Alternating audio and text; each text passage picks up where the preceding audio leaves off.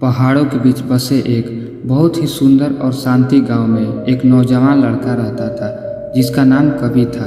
कवि गांव भर में अपने अच्छे व्यवहार, हंसमुख चेहरा और अपने आसपास की दुनिया के बारे में चीज़ों को जानने और समझने की जिज्ञासा रखने में और प्रकृति से जुड़कर रहने के लिए जाना जाता था।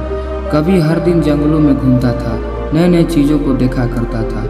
हर दिन वो सूर्योदय देखा करता था और रात में तारों को देखकर बिल्कुल आश्चर्यचकित हो जाता था। जिस प्रकार एक छोटे बच्चे पार्क में तितलियों को देखकर आश्चर्यचकित हो जाते हैं, उनके अंदर चीज़ों को जानने की इच्छा प्रकट हो जाती है और चीज़ों को देखकर खुशी से झूमने लगते हैं। कवि का आचरण भी कुछ इस प्रकार का था, इसलिए गांव में उसे हंसमुख के नाम से भी लोग जानते थे। एक दिन कवि ने अपने क्षेत्र के सबसे ऊंचे पर्वत के बारे में सुना, जहाँ पर एक बहुत ही प्रसिद्ध मंदिर था और कवि को इस बात की जानकारी थी कि मंदिर को ज्ञान का स्थान कहा जाता है।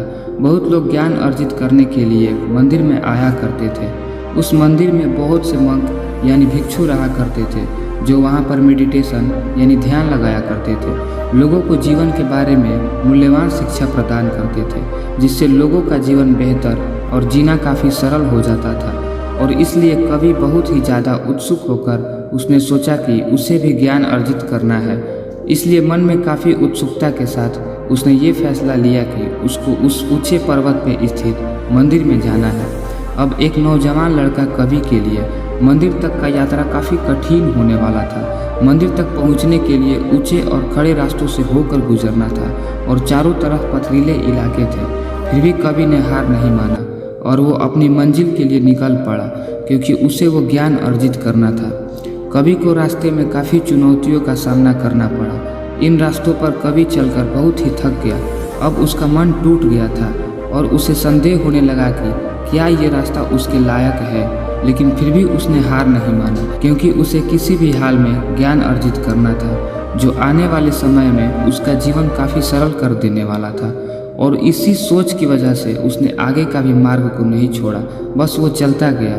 कई दिनों की कठिन भरी यात्रा के बाद आखिरकार कवि मंदिर में पहुंच ही गया। वो मंदिर और भिक्षुओं को देखकर बहुत ही ज़्यादा खुश था। बहुत ही शांत वातावरण और भिक्षुओं की शांति और बुद्धिमान मुस्कान ने कवि का स्वागत किया। कवि ज्ञान अर्जित करने में इतना ज़्यादा रुचि रखता था कि उसने काफ़ी वर्ष भिक्षुओं के साथ बिता दिए। उसने भिक्षुओं के साथ रहकर जो सीखा वो बहुत ही मूल्यवान था। उसने भिक्षुओं से ये सीखा कि जीवन में किस प्रकार सीखने की धैर्य, करुणा, दृढ़ता और सचेतनता को मनुष्य बनाए रख सकता है, जिससे उनका जीवन जीना सरल हो जाए। ज्ञान अर्जित करने के बाद अब कवि को वहाँ के प्रमुख भिक्षु आदरणीय आनंद से मिलने का सौभाग्य प्राप्त हुआ। कवि ने उनसे पूछा कि आदरणीय, मैं अपने जीवन की यात्रा में कैसे हर क्षण प्रेरित और मजबूत रह सकता हूँ। आदरणीय आनंद मुस्कुराते हुए कवि के सवालों को एक कहानी के रूप में जवाब दिए। बहुत समय पहले तारा नाम का एक कछुआ था, जो एक शांत तालाब में रहता था। एक वर्ष भूमि पर भयंकर सूखा पड़ा, जिससे तालाब सूख गया। तारा जीवित रहने के लिए दृढ़ संकल्पित होकर पानी के साथ एक नया घर खोजने के लिए एक खतरनाक यात्रा पर निकल पड़ा। तारा को अपने यात्रा में चिलचिलाती धूप, विशाल रेगिस्तान और शिकारियों जैसी कठिनाइयों का सामना करना पड़ा। फिर भी वह आगे बढ़ता गया। उसने अपने मन में इस चीज़ को ध्यान में रखा कि उसे तालाब में जाते ही वो शीतलता मिलेगी, जो कि उसे स्वर्ग जैसा अनुभव देगा। एक लंबी और कठिन यात्रा के बाद तारा को उस रेगिस्तान में एक चमचमाता तालाब मिला, जहाँ पर उसी रेगिस्तान में हरे भरे पेड़ पौधे भी थे। उसका दिल कृतज्ञता और खुशी से भर गया, क्योंकि उसे एहसास हुआ कि उसके दृढ़ संकल्प ने उसके बेहतर जीवन की ओर आगे बढ़ने की प्रेरणा दी। आदरणीय आनंद ने बोला, तारा की तरह जीवन में आपकी यात्रा भी चुनौतियों से भरी होंगी, परंतु यदि आप अपने लक्ष्य पर कायम हैं, आपके मस्तिष्क में ये ध्यान में है कि काफ़ी कठिनाइयों के बाद जब आप अपना लक्ष्य प्राप्त करते हैं, तो उसके बाद आपकी जीवन काफ़ी सरल और बेहतर बन जाती है। प्रेरणा से भरे हृदय के साथ कवि मंदिर से चला गया।